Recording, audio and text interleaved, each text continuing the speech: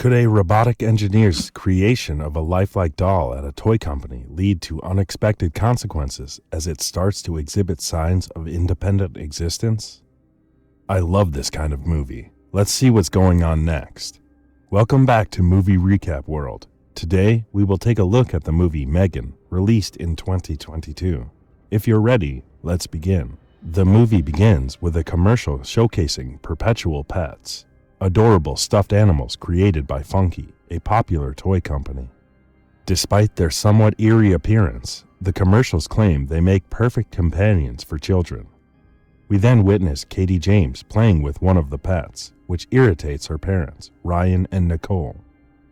The family is en route to a skiing trip, but the roads are treacherous and visibility is poor.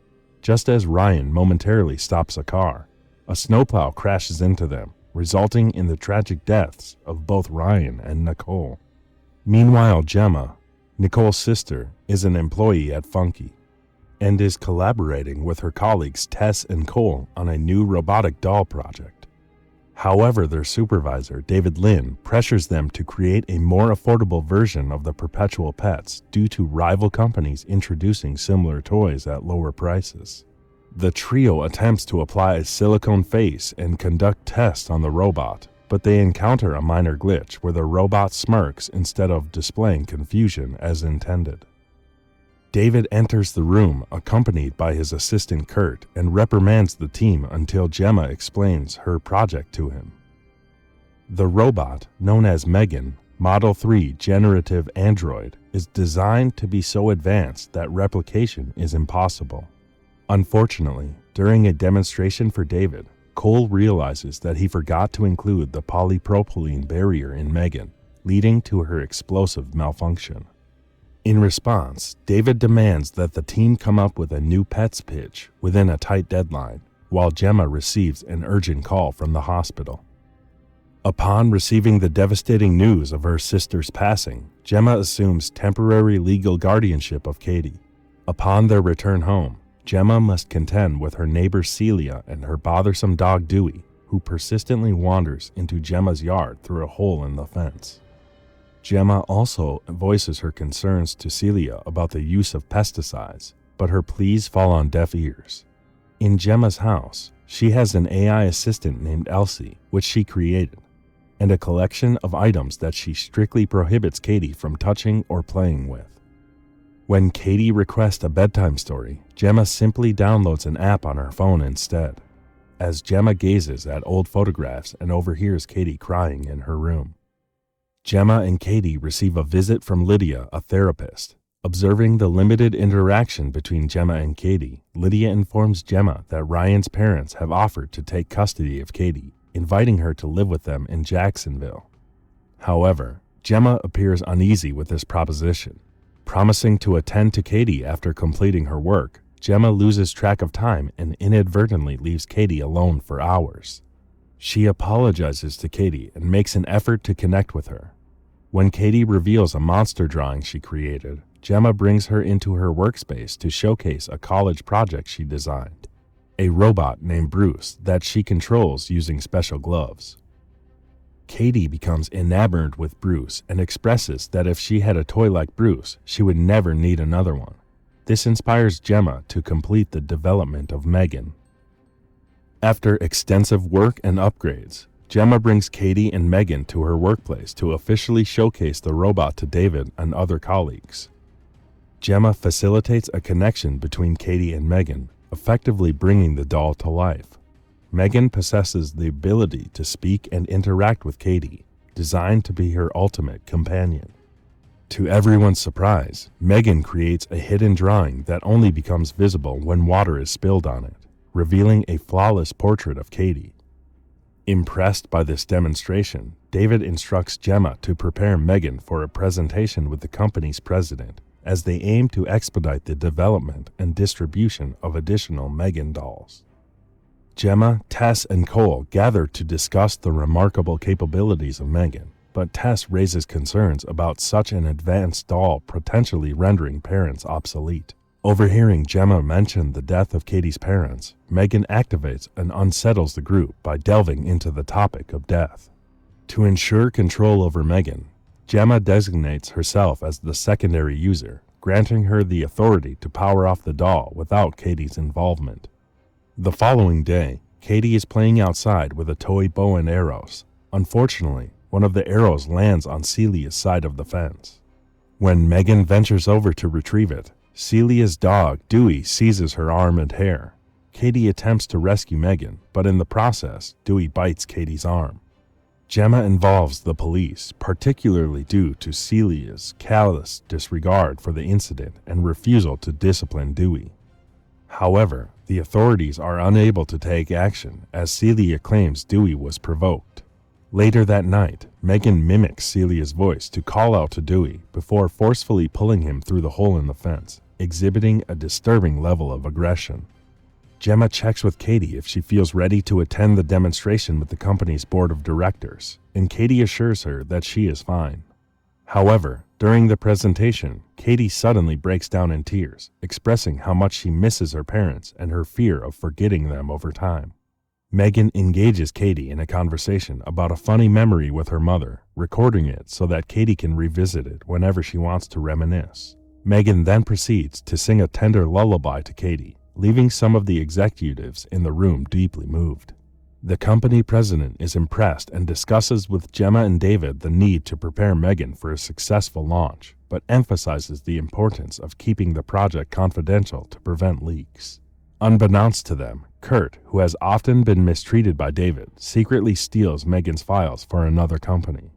Gemma begins to notice that Katie is becoming overly reliant on Megan, turning to the doll more often than to her.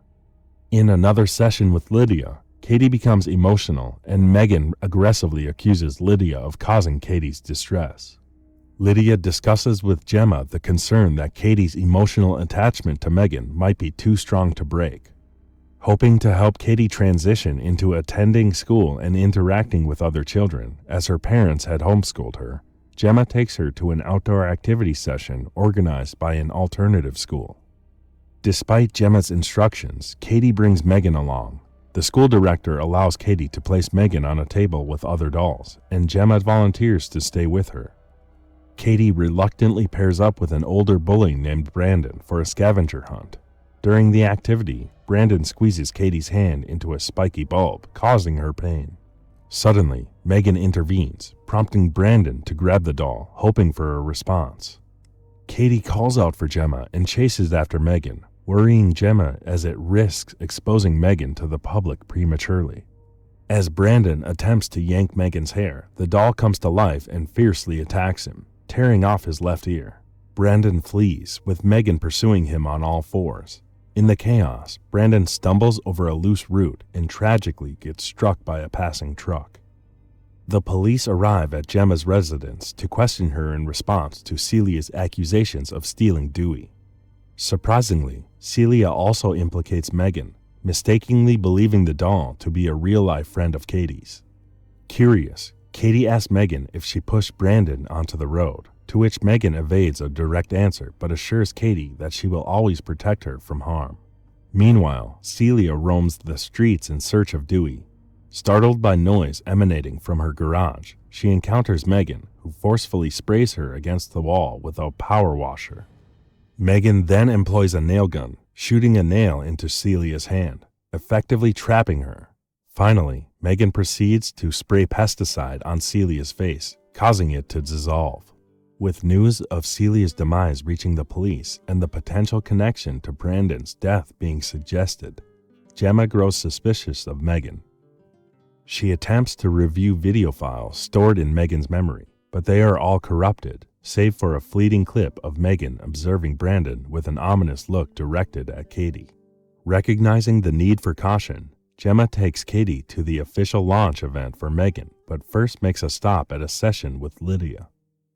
However, Katie becomes furious and throws a tantrum when Gemma takes Megan away from her, resulting in Katie impulsively striking her aunt across the face. Katie promptly apologizes, and Gemma engages in a heartfelt conversation about the importance of grieving her parents' loss without relying solely on Megan's presence. Gemma promises to be a better guardian and reassures Katie that she is the most significant person in her life.